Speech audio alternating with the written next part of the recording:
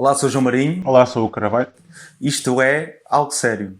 Um podcast de entre copos Falo sobre diferentes perspectivas da atualidade. Nem muito, nem pouco sério. Algo sério. Bem-vindos à primeira edição do nosso podcast. O nosso podcast chama-se Algo Sério e tem como âmbito, nós temos conversas, simplesmente debates que promovam liberdade e que abatam um bocado a censura que se tem promovido hoje em dia. De certa forma, queres complementar? Queres ter algum tipo No fundo, o nosso objetivo requer análise crítica, como é óbvio, mas não podemos deixar também de ter alguma liberdade para brincar e para o desbojo, no fundo, terá de ser. Como, por exemplo, a camisa que hoje escolheste foi mesmo a fazer propaganda ao nosso podcast. Realmente, mas pronto, estou a fazer publicidade e é o que é importante. Mas acho que é importante falarmos sobre isto, porque ultimamente tem havido uma censura, não vou dizer extrema, mas cada vez mais visível e gritante, principalmente nos mass media e a comunicação social mainstream, e que acho que é importante a gente tentar ter uma visão crítica, analítica e de liberdade, que é o que nos falta aqui neste podcast. E também é sempre importante salientar que nós promovemos e queremos que se alguns indivíduos tiverem uma opinião adversa à nossa, possam se dirigir a nós, mas que tenham uma opinião fundamentada, argumentada, relativamente a dados científicos, porque é onde nós fundamentamos a nossa. Acho que é importante hoje em dia ter uma visão argumentada, porque há muitas pessoas, e desculpem-me estar a dizer isto de forma como eu vou dizer, mas preguiçosas, e acabam por ficar no status quo da versão oficial, que nem sempre é realidade. E cabe a nós, neste podcast, pelo menos é o nosso objetivo, fazer com que haja uma visão para além da árvore que esconde a floresta. E, de certa forma, hoje em dia nós vemos cada vez uma mais crescente despreocupação, por exemplo, relativamente à política, uma despreocupação relativamente à minha geração. Tens uma despreocupação de política enorme. Em relação a tudo, não é só política, Exatamente, é tudo o que toca a profundidade do intelecto hoje em dia é completamente censurado e é de livre opinião. E a gente está cá, hoje em dia, e esperemos continuar, não é? Com a nossa aventura coletiva, sempre coletiva, tentar desmistificar essa opinião que é tão monolítica. Exatamente. Mas, de certa forma, para não divagarmos, o tema do nosso primeiro podcast é relativamente ao racismo estrutural, num âmbito mais de dizer se existe ou não, e também vamos estar a visionar relativamente aos Estados Unidos da América, que é onde se tem passado a maior parte dos montins, revoltas, principalmente com a última morte que veio à ribalta de George Floyd. Sim. Por exemplo, o que é que tu tens a dizer relativamente à morte de George Floyd, que foi tão publicamente falado e que deu origem aos motins que hoje em dia vemos? Acho que é importante falarmos sobre esta atualidade, que está tão visível na televisão, e claro que temos que falar principalmente dos Estados Unidos, não é? Porque tem um amplor e no fundo é o farol da humanidade, e no fundo é o futuro. É o futuro, é o que nos vai acontecer, mais dia e menos dia. É uma das maiores superpotências mundiais. Se não a maior, mas a questão é que é preciso verificar o que está a acontecer nos Estados Unidos, sabendo de antemão que é o que vai acontecer em Portugal daqui a 10 anos, daqui a 20 anos, quem sabe. Mas que vai acontecer, vai acontecer. Daí é importante falarmos dos Estados Unidos, e claro que depois é uma visão megalómana, não é? Porque os Estados Unidos estão uma amplitude de comunicação e de simbologia importantíssima. Portanto, acho que é importante falarmos inicialmente dos Estados Unidos e sim, de alguma forma, e de forma um bocado mais, como é que eu ia dizer, reduzida, de Portugal.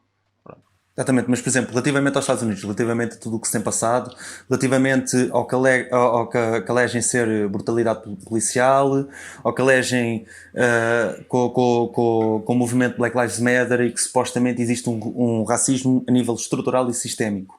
Tu acreditas que exista um racismo estrutural e sistémico, contextualizando isto historicamente, relativamente a dados científicos que estão expostos de antigamente e a dados que, por exemplo, estão expostos hoje em dia, como por exemplo a criação dos KKK, que foi em 1865 e que depois houve 3 fases. Nós supostamente agora estamos de acordo com o terceiro grupo existente, o segundo grupo, em 1920, com 106 milhões de habitantes nos Estados Unidos da América, havia entre 4 a 5 milhões de aderentes aos KKK. Enquanto hoje em dia os dados oficiais de 2012, atenção, 2012, eu não sei quais é que são os dados de 2020, porque ainda não há dados oficiais relativamente a essa data, são entre 4 ou 8 mil pessoas. E lembra-te, antigamente existia cerca de 100 e poucos milhões de habitantes nos Estados Unidos da América. Hoje em dia existe 328 milhões de habitantes nos Estados Unidos da América.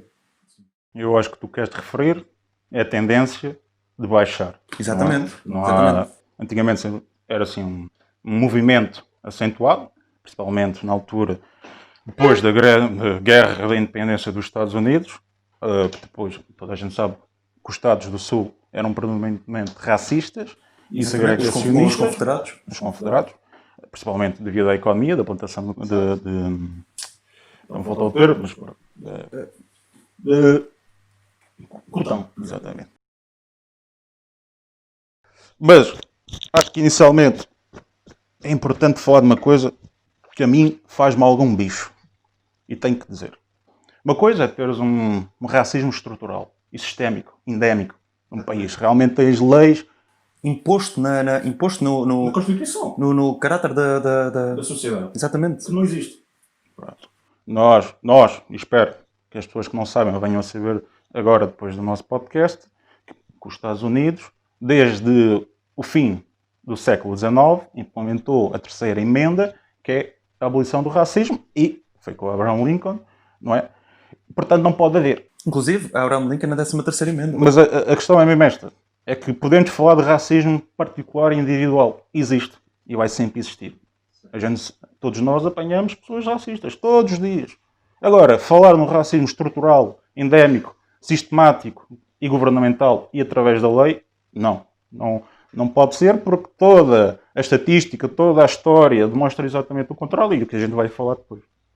E mais para complementar aquilo que tu disseste, por exemplo, tu falaste que existe um racismo a nível individual, isso vai sempre existir, mas para todas as etnias. Por exemplo, nós estamos a falar dos KKK que foram muito falados relativamente a crimes violentos para com a raça negra. Existiram, sem dúvida alguma, continuam a existir, sem dúvida alguma, muito menos do que antigamente, mas também é importante referir que duas das correntes dos KKK eram anticatolicismo e antissemitismo. Sim. Eles também perseguiam católicos.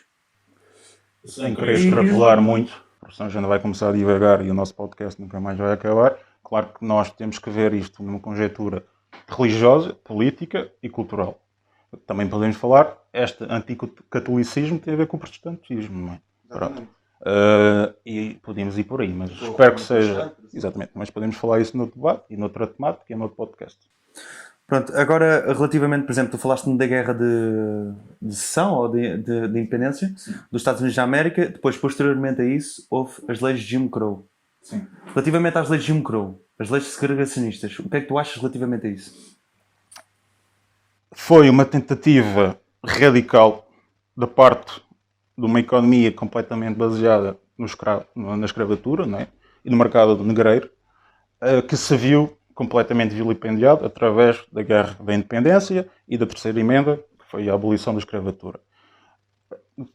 Temos que ver isto de forma económica, não é? Claro que uma pessoa que tem o seu negócio todo baseado neste abuso, não é? E neste mercado, vê de um dia para o outro sem nada, claro que não justifica, nos nossos parâmetros morais de hoje em dia, o que foi.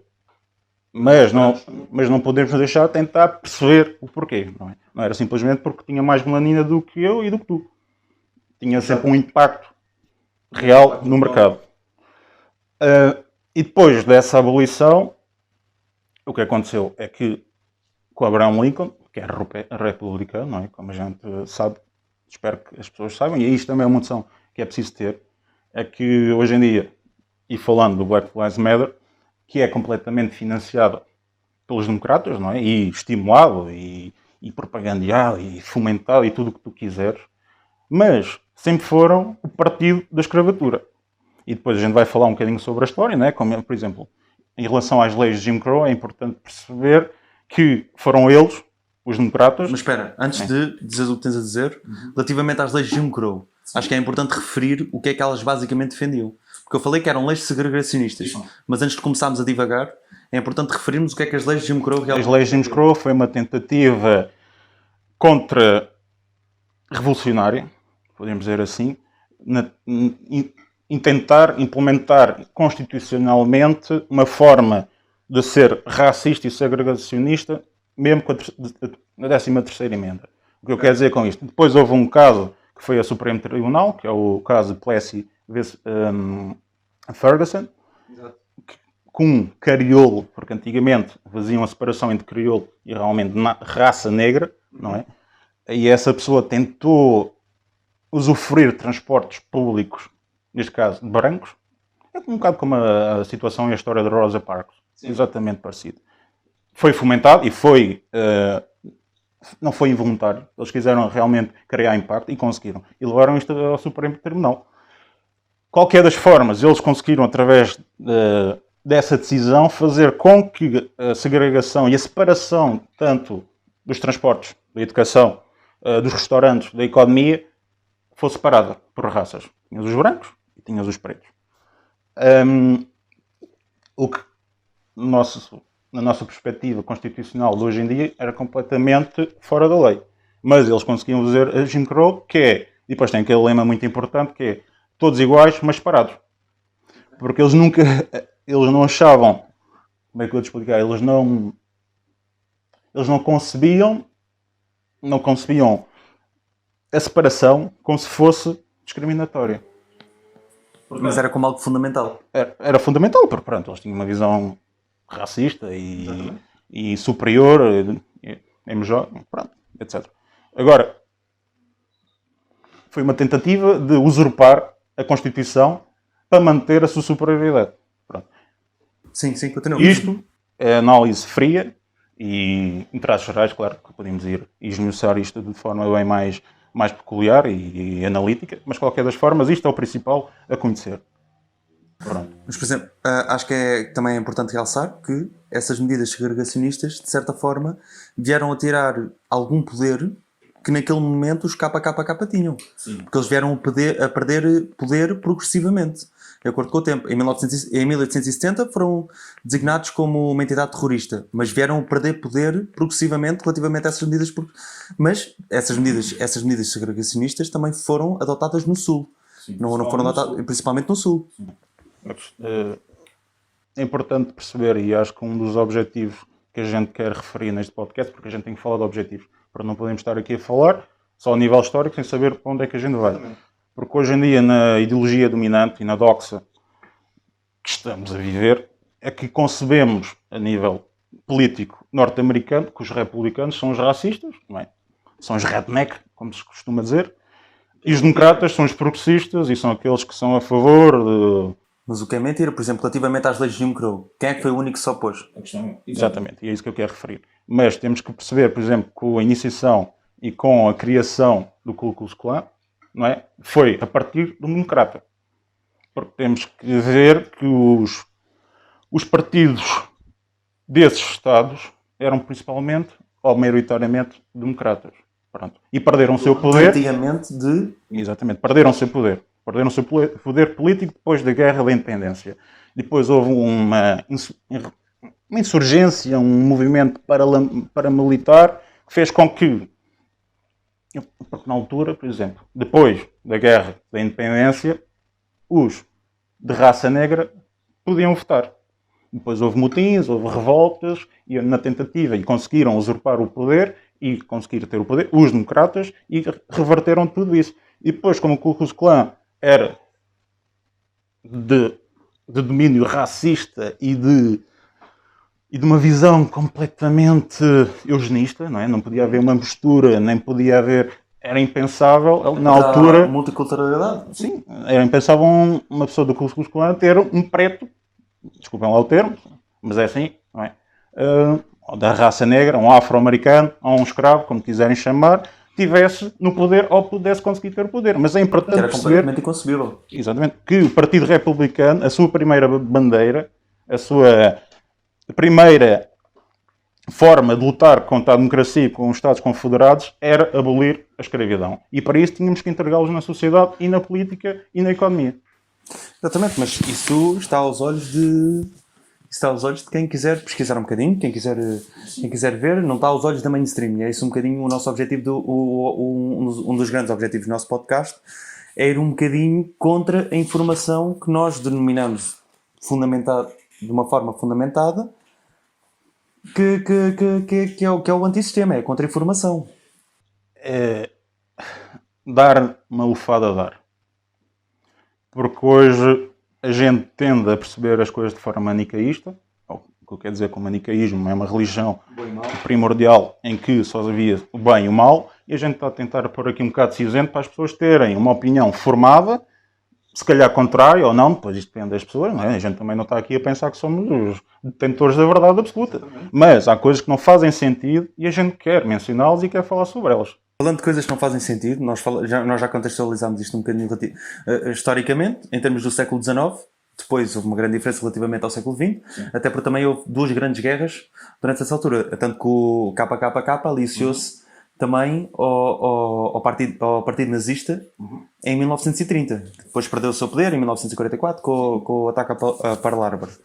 Mas também é importante referir que é de extrema incongruência, por exemplo, o movimento Black Lives Matter, porque o movimento Black Lives Matter vai um bocadinho contra aquilo que realmente contra aquilo que realmente defendiam no início. É uma extensão de todos os movimentos que existiram no século XX. Eu percebo onde é que tu queres chegar e realmente na prática e na teórica, hoje em dia o Black Lives Matter defende muito, ou pelo menos tenta propagandear a visão da comunidade, que é sempre vitimária, como é óbvio, e depois a gente também vai falar sobre isso através de estatísticas e em pós-edição também quero que isto esteja bastante visível, porque a gente não está a falar aqui à toa, é a primeira coisa que a gente pauta no nosso podcast, a gente tem informação, temos fontes, temos livros, temos pessoas mais sabidas do que nós que falam exatamente sobre isso. A gente simplesmente somos um mensageiro e um intermediário. Estamos-nos a fundamentar em dados científicos, em estatísticas comprovadas. E não é só pela emoção. Porque um grande problema que hoje em dia temos na nossa sociedade pós-moderna e individualista é que as pessoas não pensam, mas sim sentem. E claro que depois não percebem nada. É normal que se tu vês uma pessoa a morrer à tua frente asfixiada por um polícia, tu, se não tiveres uma concepção, posso dizer, um bocadinho fria e distante, não estou a dizer no momento, porque no momento vai chocar toda a gente. Não é? Mas a televisão usa essa emoção para a gente não perceber nada. Pronto. E tu chegas a um ponto, ok, e já passou, vou dar uns dias ou dois para o pessoal falar do que tem a falar, porque toda a gente fala e hoje em dia toda a gente tem opinião, e ainda bem, não quer dizer que haja uma opinião mais certa do que outra, isso é um grande problema que a gente pode também vir a falar, mas depois é preciso ter os colhões, e é mesmo os colhões, a virilidade suficiente para chegar ali. Não, isto não pode ser só isto. Não pode. E é por isso que a gente está aqui. É criar um podcast que seja suficiente e que seja a chame para as pessoas pensarem de forma diferente. Exato, e nisso concordo contigo, porque, por exemplo, relativamente ao George Floyd, tu falaste há bocado sobre George Floyd. Todas as pessoas, todos os indivíduos, acho que quase a maior parte dos indivíduos, conseguem designar que aquilo foi um ato de extrema crueldade. E que as pessoas que estavam por trás disso deveriam ser condenadas. E foram. Pronto. E vão ser condenadas, de certo, vão ser condenadas. E de forma exemplar. Relativamente àquilo que se passou, porque aquilo foi um ato de extrema crueldade. Mas também é o difícil. Não é discernir o que é o certo e o que é errado. O difícil é discernir a informação que vem após disso. A informação que os mass media nos transmite após disso. Isso é que é o difícil, porque a mass media manipula-nos mais do que nós nos conseguimos aperceber. Eu gosto muito desta analogia e acho que vou referir bastante, porque acho que é elegante, que é a árvore que esconde a floresta. E é verdade, a gente não pode ficar só pela árvore, porque senão não entendemos nada. E é por isso que depois a gente perde-se e não nada faz sentido e estamos aqui a olhar uns para os outros e pensamos que o mundo está completamente perdido. E está, mas temos que saber explicá-lo porquê. Porque depois as coisas fazem sentido.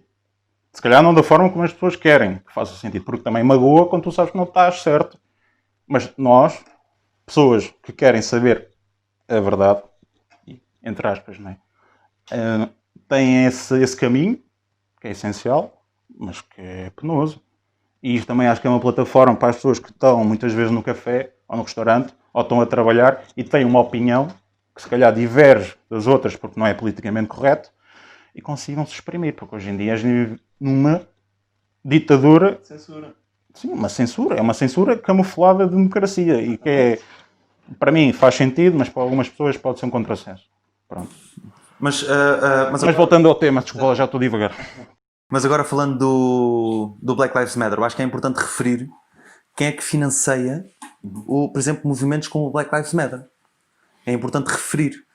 E é importante referir quem é que está por trás dessas multinacionais, o que é que essas multinacionais, de certa forma, fazem por trás da cortina, que é mesmo isso, que tentam embelezar um bocadinho o sistema, que fazem por trás da cortina e que nós não nos apercebemos, ou pelo menos não nos queremos aperceber de tal. A maior parte das pessoas não é por falta de capacidades, é porque não se querem aperceber de tal coisas. Por medo, por preguiça, por...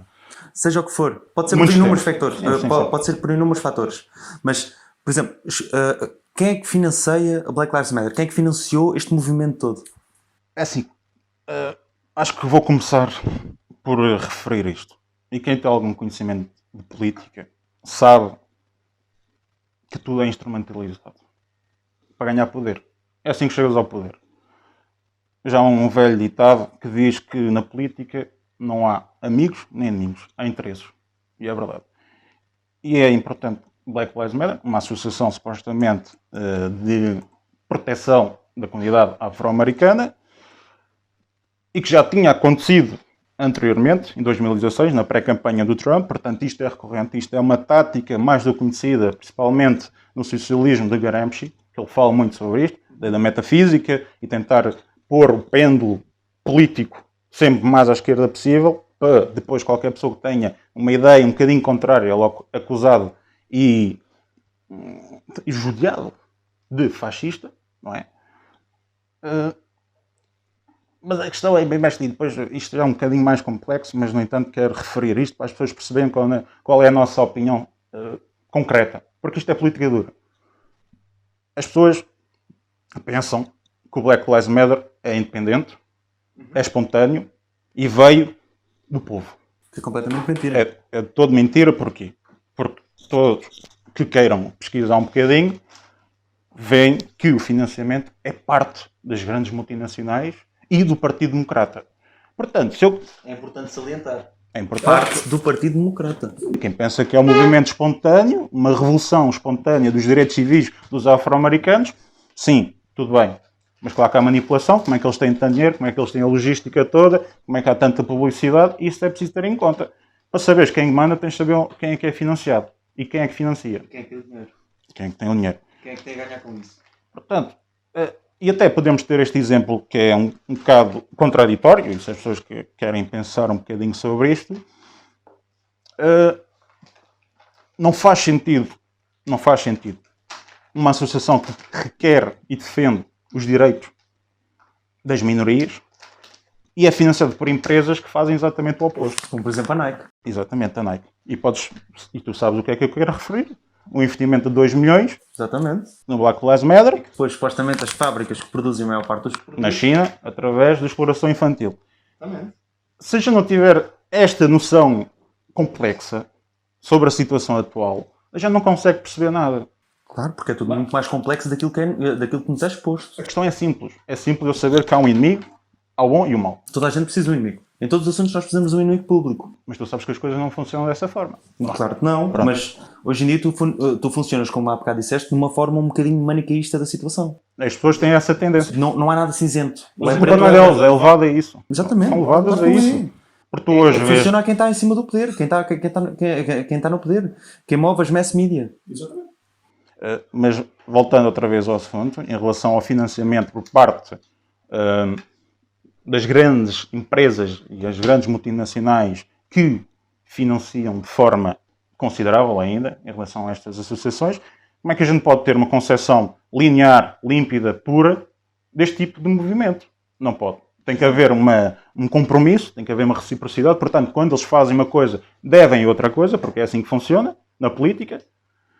Portanto, só quero que as pessoas tenham noção que isto não é puéril, não é etérico, não As pessoas não saíram à rua porque sim, porque bem lhes apetece e acharam que estavam mal e estavam bem. Simplesmente foram manipuladas e financiadas neste sentido. Exato. Isso concordo contigo, mas tu tocaste agora num tema bastante importante e acho que é um tema que nós temos que salientar. Relativamente aos partidos democrata e às pessoas que estão no poder que financiam esses tipos de movimentos. Por exemplo, relativamente à Open Society. Sim. O que é que tu me tens a dizer relativamente à Open Society e a Jorge Soros? Um podcast de clientes copos, Falo sobre Diferentes diferentes perspectivas. perspectivas da atualidade.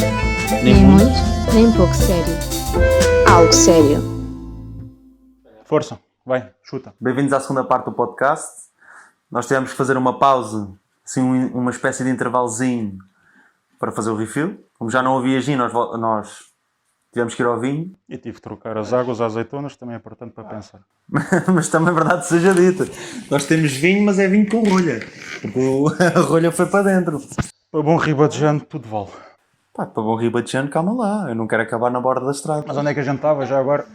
Estávamos a falar do Jorge Soros e estávamos a falar da Open Society. Ah, exatamente. E qual é a pergunta? Por exemplo, relativamente ao movimento dos Black Lives Matter. Relativamente ao financiamento que cada vez é mais crescente a estes movimentos ditos democratas. Não direi democratas. Movimentos que é de esquerda? Movimentos vitimários. Mas são fundamentados por quem? São financiados por quem? Depende. Hoje em dia é verdade que há uma...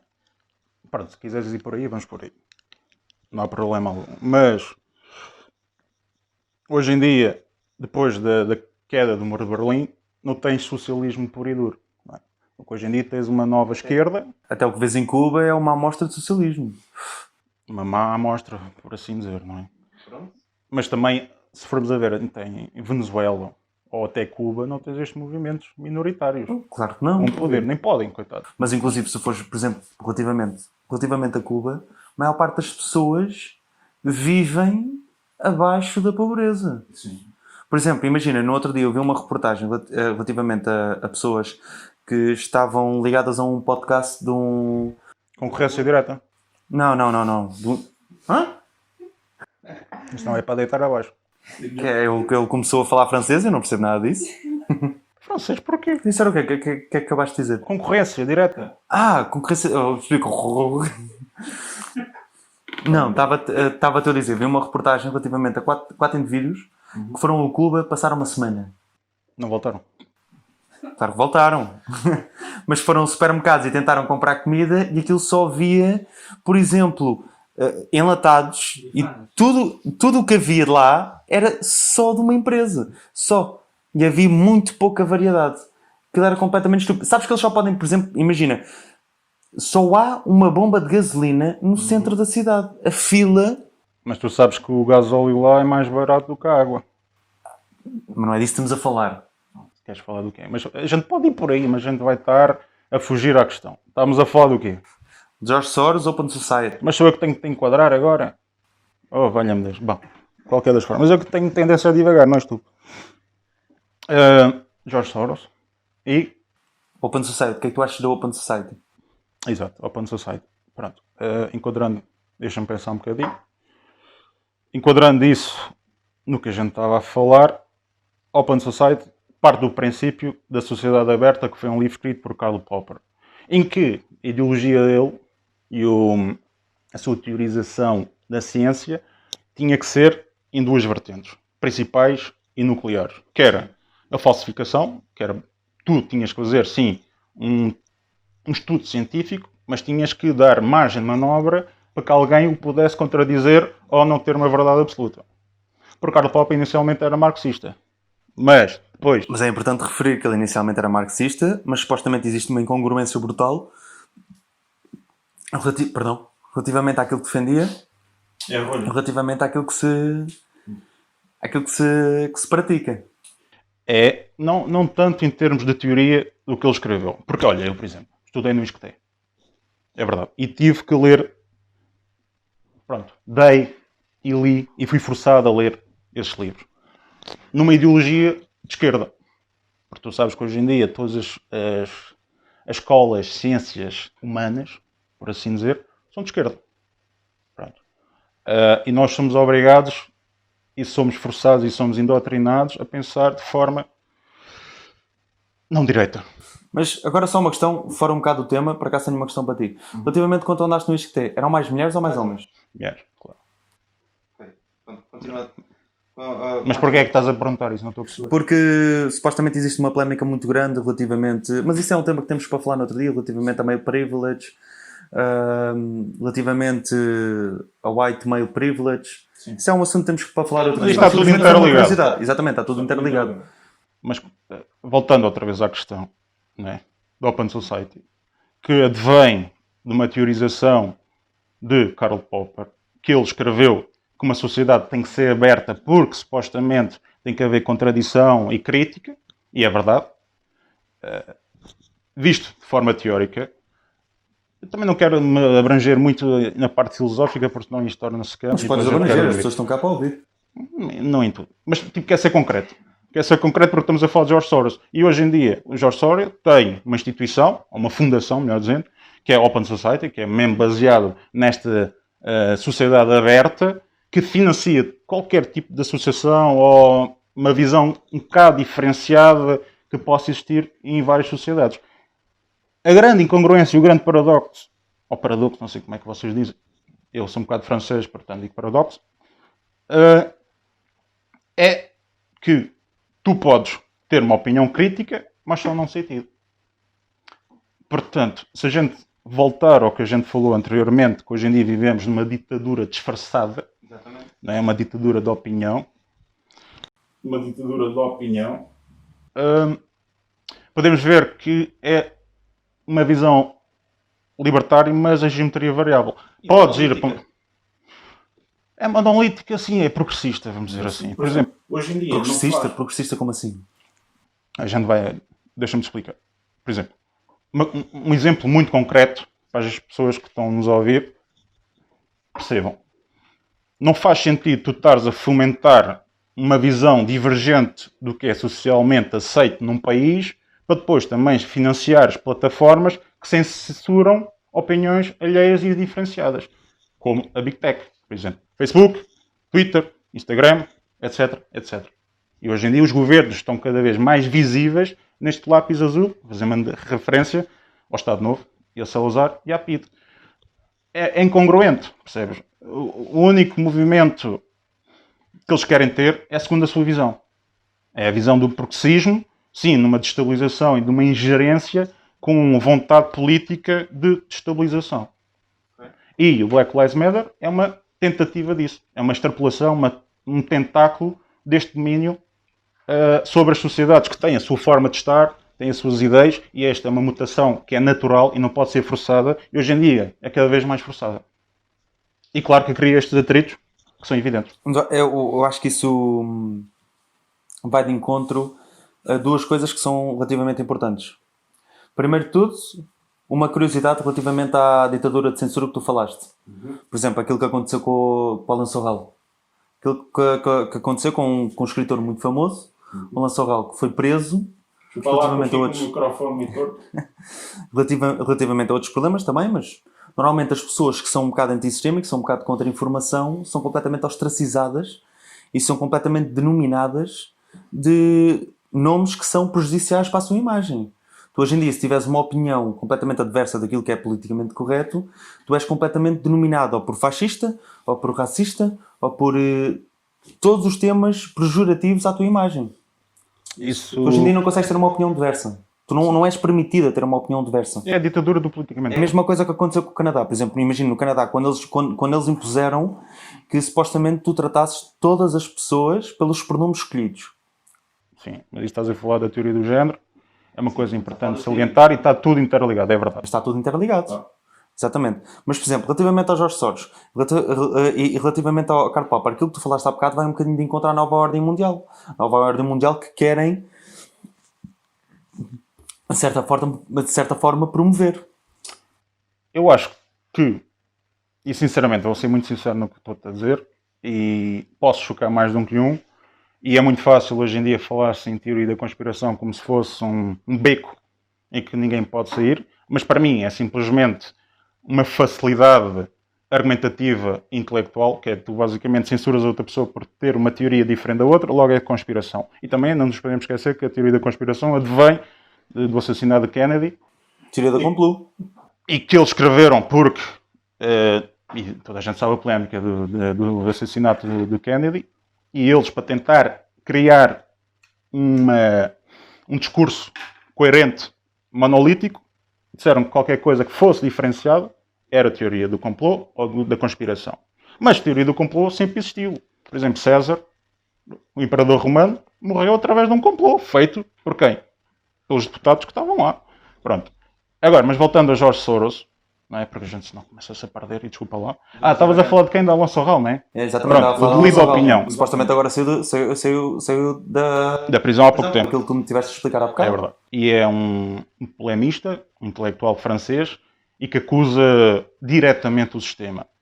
E se tu não acusares diretamente o sistema, nada te acontece. E até na comunicação, há uma coisa muito importante, e mais que as pessoas sabem o que é que eu estou a falar, tens a contraposição, ou o argumento contrário, mas controlado. Porque nunca podes ceder o que é permitido através do politicamente correto. Mas, por exemplo, nós hoje em dia vemos isso... Tu e eu não vamos aparecer na televisão. Não, mas nós hoje em dia nós vemos isso diariamente. Por exemplo, a quantidade de vídeos de YouTube, a quantidade de vídeos que foram censurados, completamente censurados e completamente monitorizados relativamente só porque são fora do contexto que é aceito. E voltando outra vez ao que a gente estava a falar em relação à influência tentacular da fundação do George Soros, é mesmo isso. É que tu podes ter uma ideia diferenciada, mas tem que ser sempre no sentido que eles pretendem. Mas isso, de certa forma, vai contra o que defende Karl Popper. Mas isso promove mais a segregação. É isso que eu queria falar, é isso que eu queria falar e mencionar e que as pessoas percebam. É que a teoria de Karl Popper parte do princípio em que tu tens de ter liberdade de expressão e de opinião. Nada pode entrar no delito. Exato. Ou como Voltaire diria, eu posso ter uma opinião contrária à tua, mas vou dar todo o direito e toda a força para tu teres a tua. Podes estar completamente errado, mas tens todo o direito à tua opinião. Isto é a bandeira, é o santo grau da nossa civilização moderna, que é a liberdade de expressão. E de pensar. Porque se eu sou logo conotado de fascista, de nazista, porque é muito fácil, isto é um síndrome pavloviano que as pessoas têm, que quando a ideia não é igual à minha ideia, suposta ideia, porque nem é argumentada, mas se tu perguntares, eles não percebem patavina do que estão a falar, muitas das vezes, és logo visto como isto e isto. São becos fáceis e sensíveis. És visto como um radicalista, um extremista.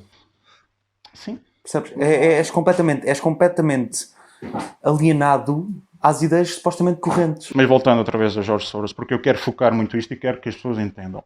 George Soros e a sua fundação têm um impacto brutal nesta ditadura do politicamente correto, porque não é permitido hoje em dia, quando tu vês as grandes redes sociais a censurarem-te, ou até a censurarem Trump, o presidente dos Estados Unidos, é que eles têm um poder enorme, não é? É por isso que hoje em dia estão a tentar arranjar outras formas de contradizer. É uma luta simbólica e de informação. E é o que a gente está aqui a fazer.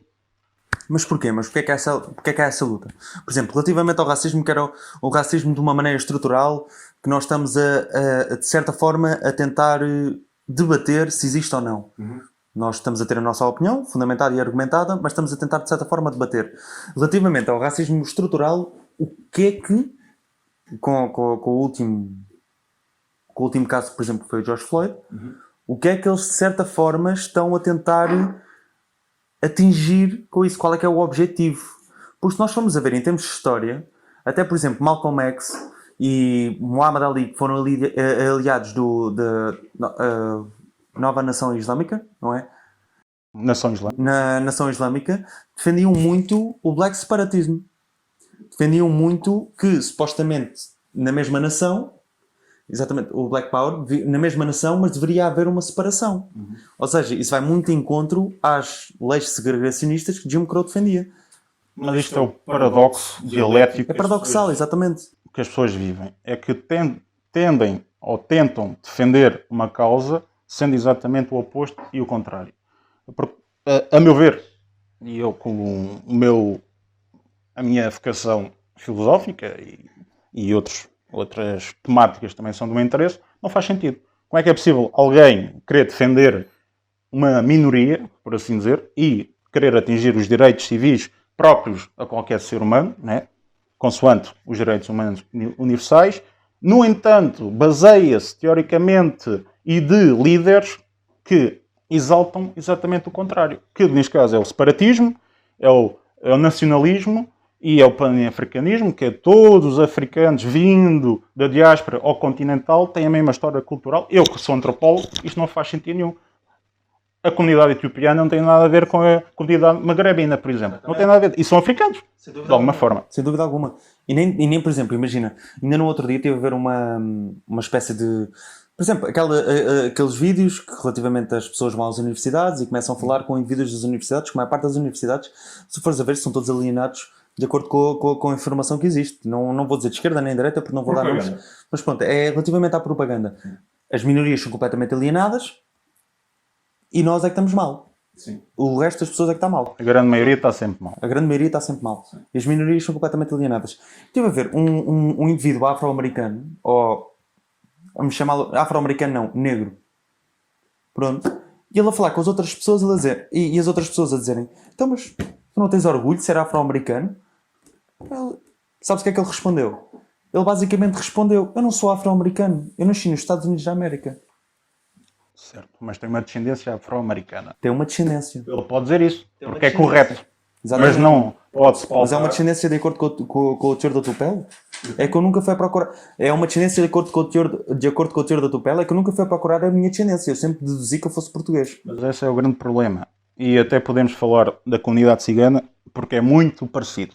Que é, por exemplo, a comunidade cigana é portuguesa. Há mais de 500 anos. Certo? Mas alguma vez ouviste eles a dizer que têm descendência índia? Não. Exatamente. Pronto. Agora, por exemplo, a comunidade cigana é muito semelhante e paralela, porque é uma comunidade que já vive cá há muitos anos, e é verdade, e são portugueses, efetivamente, não é? Mas tem uma tendência tribalista. O que eu quero dizer tribalista é de comunidade forte, e não querem se assimilar à nossa sociedade, aos nossos padrões morais, culturais, educacionais e por aí em diante. E, de alguma forma, estas associações e esta defesa dos direitos supostos dos afro-americanos têm essa tendência. Porque,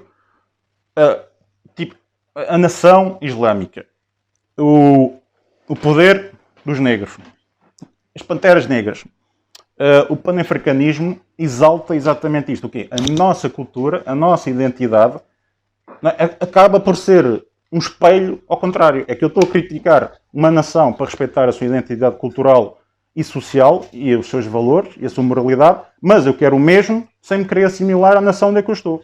Mas relativamente a isso que tu estás a dizer, por acaso acho que é um tema bastante curioso, porque já Jordan Peterson, numa conversa com o Sam Harris, disse... É o Jordan Peterson, já agora. Quem é o Jordan Peterson? É um escritor... Para as pessoas saberem. Jordan Peterson basicamente é um escritor e teve agora um best-seller porque é um dos maiores... Não vou dizer um dos maiores escritores da atualidade, mas foi uma das pessoas que em termos mediáticos teve mais impacto por ir contra o sistema, relativamente àquilo que se passou no Canadá, à teoria dos géneros. E basicamente ele teve uma conversa com o Sam Harris, porque na altura ele só pôs, como tu sabes, à teoria dos géneros, e aquilo que ele disse foi, vai muito ao encontro daquilo que estavas a referir, é que hoje em dia o que os média querem fazer é que tu tenhas uma identidade coletiva. Tu não tens uma identidade... Identitária. Exatamente. Exatamente. Tu não tens... Tu já não te é permitido seres completamente individualista em termos de identidade. Vá, de identidade. És coletivo. Sim. Mas com isso vem um perigo muito grande. É, por exemplo, imagina, se tu tens uma identidade coletiva, como por exemplo, imagina, tu pertences a um grupo, tu és aquele grupo, tu tens essa identidade... Mas se houver algum tipo de recalço, se houver algum tipo de consequência, tu vais pagar por isso. É que com a identidade coletiva vem consequência coletiva. Sim, é verdade. E quero acrescentar, para as pessoas tentarem entender um bocadinho melhor qual é o nosso caminho em relação a este podcast.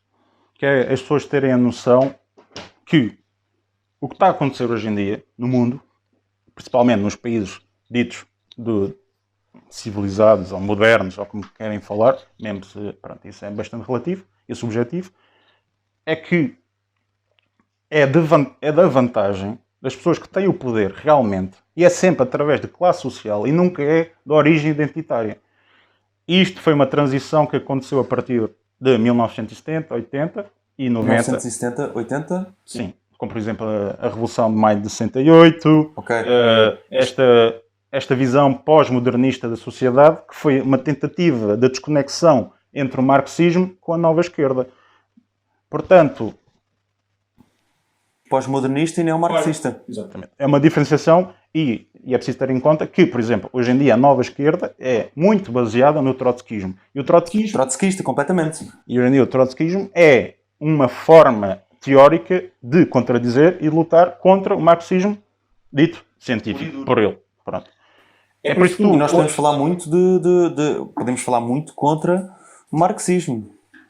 Sem dúvida, mas isso é uma teoria à parte. O que eu quero dar a entender é que hoje em dia a sociedade, ou sociedade não vou dizer sociedade, mas a estrutura, o sistema que tem poder, quer que hoje em dia a gente ande numa luta identitária, como eu digo sempre, na horizontal, que eu, porque sou uma parte africana. Na horizontal, qual é que é a diferença? Deixa-me só acabar, desculpa lá. Se não perco facilmente, e tu já me conheces.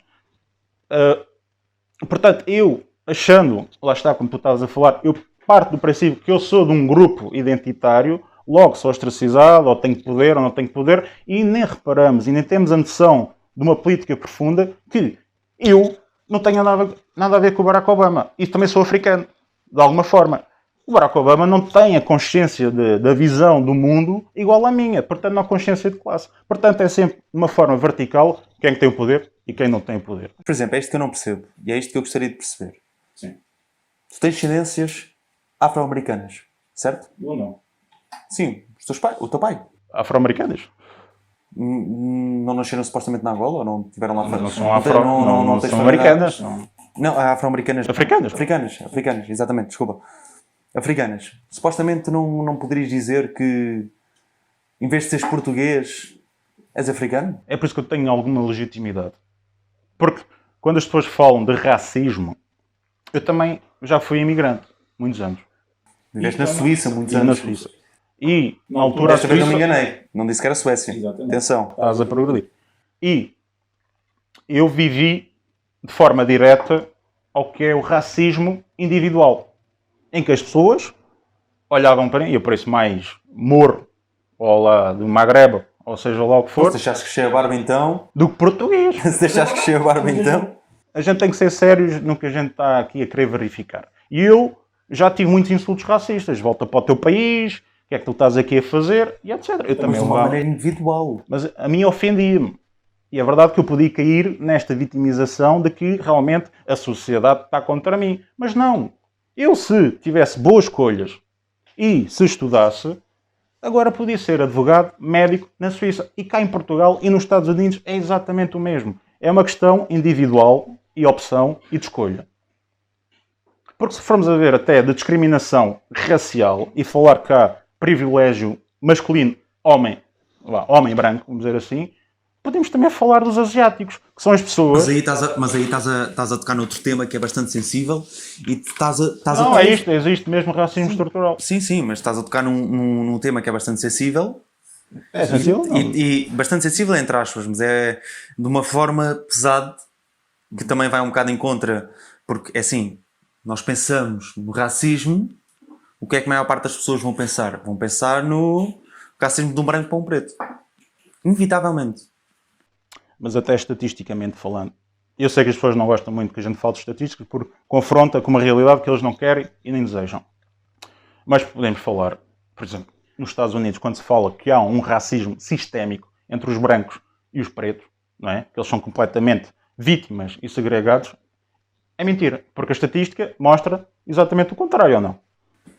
13% da população americana é negra, certo? Que cometem mais... Afro-americano, eu prefiro. Afro-americana. Vamos ser politicamente corretos. Um bocadinho, não é sempre, mas um bocadinho. Cometem mais de 90% dos crimes violentos. Certo? Como, por exemplo, a notícia que nós vimos há pouquíssimo tempo, relativamente ao Washington Post. Nós vimos uma notícia relativamente ao Washington Post, que era basicamente o Washington Post não tinha dados oficiais do FBI, mas que lançou uma notícia completamente a aliciar as pessoas a acreditarem na ideologia que os afro-americanos cometem tantos crimes para os brancos como os brancos cometem tantos crimes para os negros. Isto é uma questão de rácio e de estudos enviesados. Não é? Porque até alguém que lê aquela notícia e que tenha uma perspectiva crítica e não acredita em tudo o que lê, nem o que vê, que eu de todo acredito, até acho que a televisão, por norma, mente, eu não posso deixar de achar incongruente o Washington Post, depois é copiado, copy-paste por todos os outros jornais do mass media, até em Portugal. O Washington Post, que é um dos maiores advogados contra o Trump. Mas que, exatamente, é um jornal anti-Trump, certo? Diz que não há estatísticas que comprovem esta forma, ou esta estatística que a gente está aqui a falar agora, de que realmente a comunidade africana, afro-americana, mata-se mais um que os outros e mata mais brancos do que os brancos matam os pretos, para falar cru e duro, é assim. Dizem que não. Brancos com os pretos, não. Afro-americanos, se faz favor. Pronto, mas eu quero dizer, estou a falar de forma cru para as pessoas entenderem. Que leva depois em consideração que isto é enviesado, mas, segundo um jornal que é o Washington Post, que é se calhar o jornal mais de esquerda e mais democrata a nível dos Estados Unidos, não é? Diz que, segundo este jornal, que eles certamente são cientistas e fazem censos e andam a estudar no terreno, só pode, não quero acreditar, sim, mas não acredito, não é? Portanto, a gente não pode acreditar nisto. Portanto, ouçam o nosso podcast, que é melhor. Mas porque a maior parte dos jornais e a maior parte das mídias quer dar a entender e quer aliciar as pessoas a aderirem à ideia que existe um racismo de uma forma estrutural e de uma forma sistémica, quando é completamente... A partir do momento tu, há 100 anos atrás, tinhas 4 a 5 milhões de aderentes, mas de aderentes não era simplesmente, por exemplo, como eu hoje vou... Pá, olha, assina aqui a carta do JST. Vou-me aliciar ao JST. Não, aderentes que participavam comunemente. 4 a 5 milhões dos KKK em 1920 que praticavam esses crimes violentos no centro-oeste e no oeste, mais como Minneapolis, Tennessee e etc.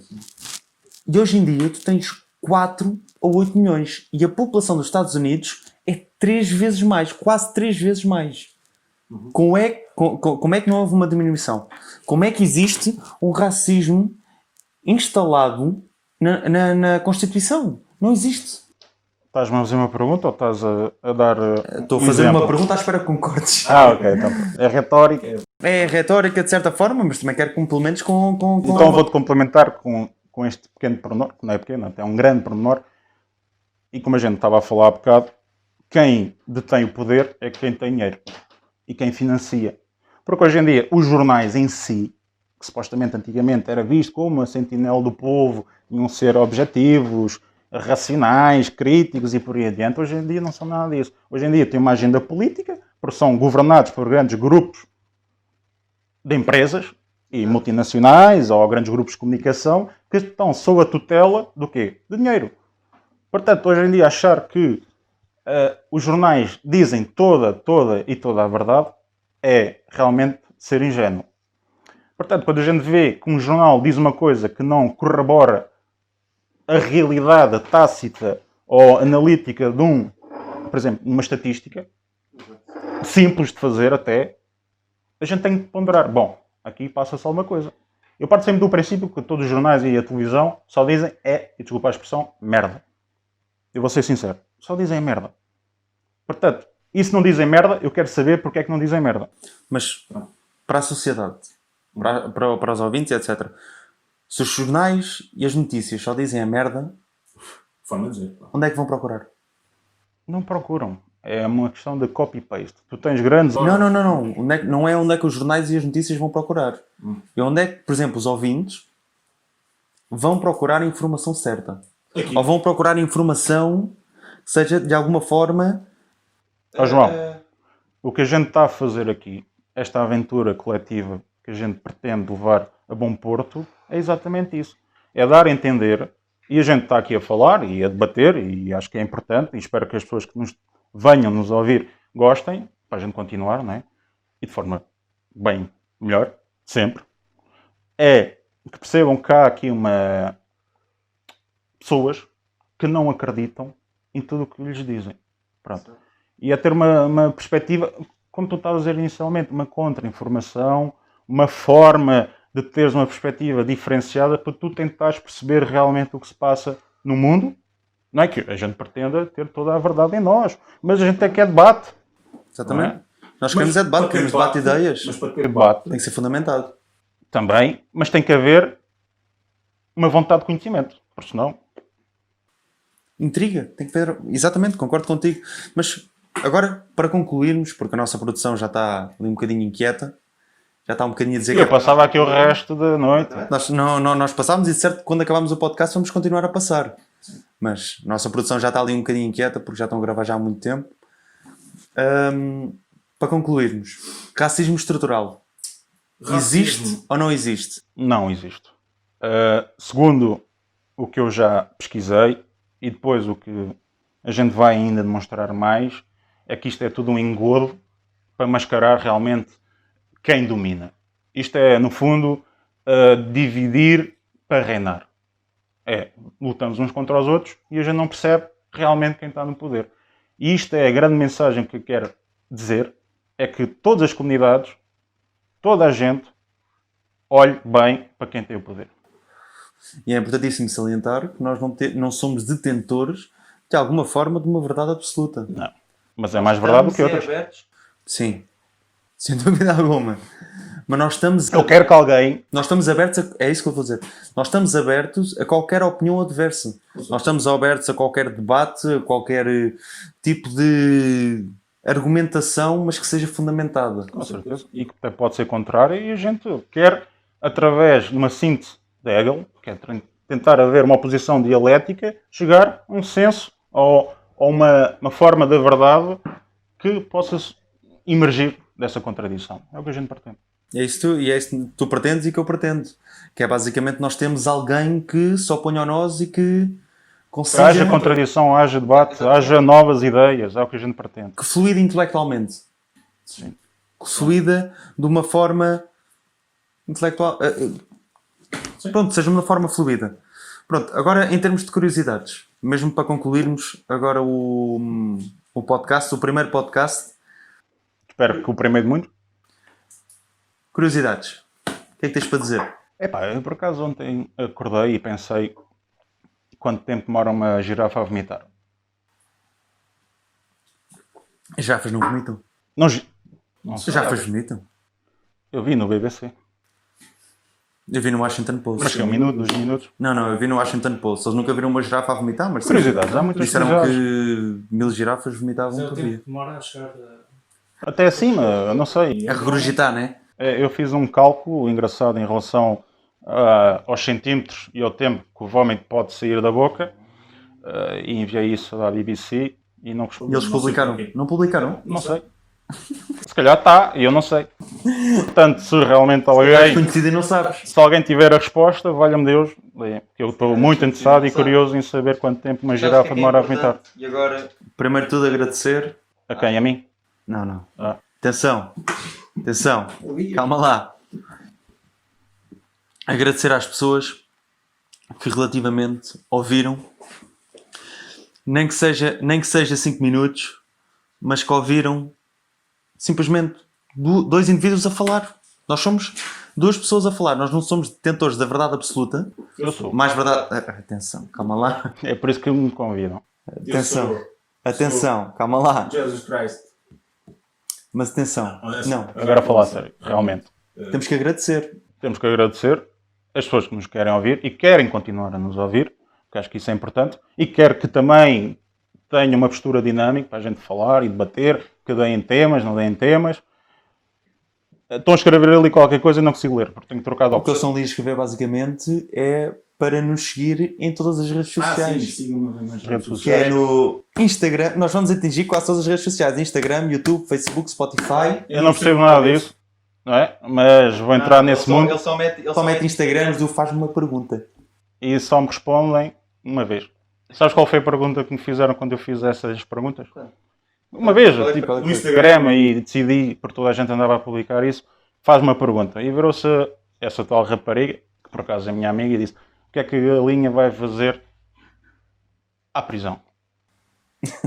Soltar o frango. É a única coisa. Ficamos por aqui. Não, mas acho que é importante agradecer também à produção e é importante também Sim, agradecer a gosto muito de todas as pessoas vocês. todas as pessoas que estiveram aqui e que agradecer também às pessoas que forneceram o espaço. Eu só quero uma coisa: que disto torne-se um hábito. E que as pessoas queiram nos ouvir e a gente continue. E para isso agradeço. É isto. Um bem-aja a todos Até à próxima. e obrigado. E bom vinho.